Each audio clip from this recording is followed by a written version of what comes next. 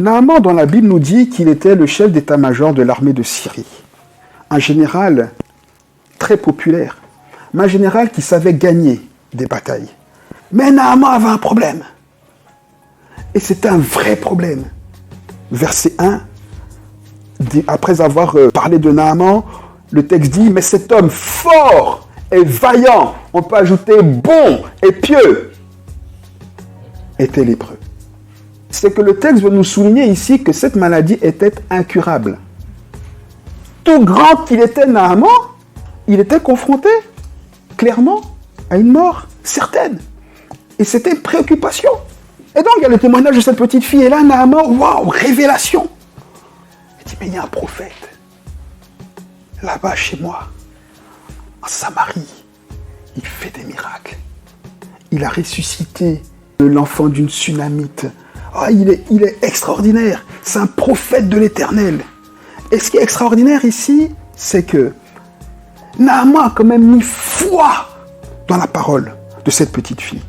Il a cru. Et là, il y a pour lui, dans le marasme de sa vie, une lueur d'espoir. Il se dit, waouh, il y a quelque chose qui va littéralement changer ma vie. C'est ça la foi. C'est ce que la foi produit, doit produire en nous.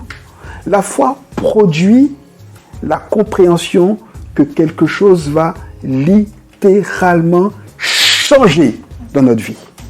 Et donc on voit Naaman qui va vers son roi, qui dit, écoute roi, j'ai une nouvelle extraordinaire. Il dit, il y a une petite fille, elle a parlé de telle et de telle manière, elle a rendu témoignage d'un prophète, apparemment, il peut me guérir.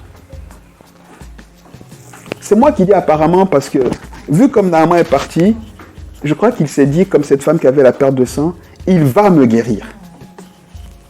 Ça, c'est la foi. Parce qu'on ne peut pas avoir la foi en disant peut-être. La foi qui dit peut-être annule l'action de Dieu. C'est ce que Jacques dit.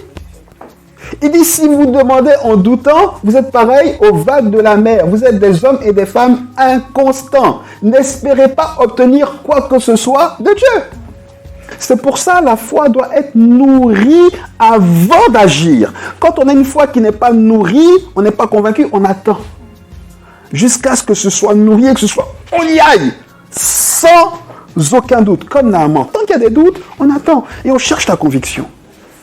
C'est pas grave d'avoir des doutes. Mais on ne va pas vers Dieu avec les doutes. On demande à Dieu de nous donner la foi, l'assurance. Seigneur, est-ce que tu es dedans? Est-ce que c'est vrai? Seigneur, convainc mon cœur. Seigneur, fais-moi bouger. J'ai encore des doutes. Et quand on a la conviction, on y va. Parce que la même Bible dit que tout ce qui n'est pas le fruit d'une conviction est un péché. Voyez que sur le chemin de la foi, on a énormément d'embûches. Je lisais il y a plusieurs années en arrière, au tout début de ma foi, un bouquin qui s'appelle « Le vin nouveau est mieux ». Peut-être que vous l'avez déjà lu. Un tout petit bouquin comme ça. Ah, extraordinaire! J'avais lu les Georges Muller, j'avais vu lu ces héros de la foi qui disaient on s'attendait à Dieu chaque jour, on priait. Et moi, ça m'excitait, je disais, mais Seigneur, c'est cette vie-là que je veux. Je ne me rendais pas compte de ce que ça voulait dire. Et donc, quand je lisais ce bouquin, je disais, Seigneur, moi, c'est cette vie-là que je veux, alléluia, je t'aime homme de foi, m'attendre à toi. Ah, c'est de belles paroles, hein? Mais quand on les vit, c'est pas la même, hein? Et dans cette prière, je ne me suis pas engagé seulement moi. Donc, je suis monté dans le bateau en commençant à ramer seul. Mais sur la route, j'ai fait monter ma femme. On a continué. On a fait monter Yoéla. On a fait monter Elijah. Le Seigneur nous a donné à Léa. Il nous a bénis avec Jojo.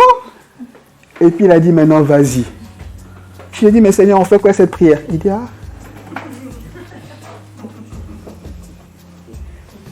Ça, c'est le chemin de la foi. Et donc, Naaman se retrouve devant son roi et il dit, voilà, je sais qu'il y a là-bas ce prophète et il peut me guérir. Le roi lui dit, écoute, vas-y. Et là, il y a quelque chose d'assez particulier, mais qui est aussi pour nous quelque chose qu'on rencontre sur le chemin de notre foi. Quand Dieu est à l'œuvre, et c'est ce qui se passe ici, tout commence spirituellement.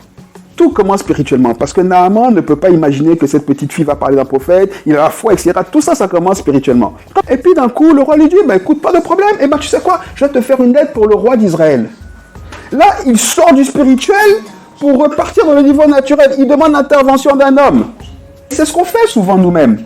On commence avec Dieu spirituellement, tu pries pour une situation. Ok, le Seigneur, il dit, crois en moi, fais-moi confiance. Et puis d'un coup, dès que tu sors de la prière, tu dis, mais ouais, alléluia, j'ai la foi. Mais si j'allais voir Rosa pour ça. Ah, mais tu sais, Anissa, elle a de bonnes solutions. Peut-être elle connaît quelqu'un. Là, on commence à prendre le chemin de la chair. C'est ce qui se passe. Naaman, quand il arrive en Israël, la jeune fille lui a dit, il y a un prophète qui peut te guérir, lui il va voir le roi. Qu'est-ce que ça a à voir?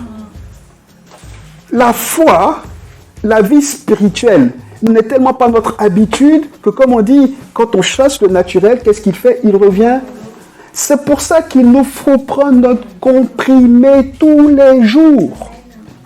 Quand on stoppe le traitement, qu'est-ce qui se passe? Le naturel revient. Même Jésus prenait son traitement. Il était dans un corps d'homme.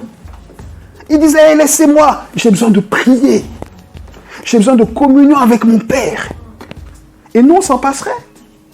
Alors que dans le niveau charnel, Dieu ne peut pas agir. Qui agit dans la chair? C'est notre chair. C'est notre connaissance, c'est notre capacité, c'est notre puissance, c'est la chance. Quand on est dans la chair, c'est difficile. Quand on est dans la foi, on nage, on ne voit pas devant. Mais c'est facile quand on nage. On ne voit pas devant, mais on nage facilement. Quand on est dans la chair, on a l'impression de voir devant. Mais on galère. On galère. Parce que c'est un mirage qu'on voit. Quand on est dans l'esprit, par la foi, nos pensées sont habitées, irriguées, littéralement, quoi qu'il arrive, par la pensée de la gloire de Dieu. Le fonctionnement du royaume de Dieu n'a rien à voir avec le fonctionnement de la terre. Et si on veut analyser l'action de Dieu, la volonté de Dieu, avec des yeux charnels, on reste comme Naaman. On commence par la foi, c'est ce que Paul dit aux Galates. Il dit, vous avez si bien commencé, vous marchez par la foi. Mais qu'est-ce qui vous a détourné? Si c'est l'esprit qui est la source de votre vie, mais marchez par l'esprit. C'est ce qu'il dit aux Galates. Nous, on commence par l'esprit et après on lâche l'esprit. Quoi qu'il arrive, tant que Dieu est sur son trône, s'il a promis quelque chose, il est encore capable de le faire. Quelle que soit la situation.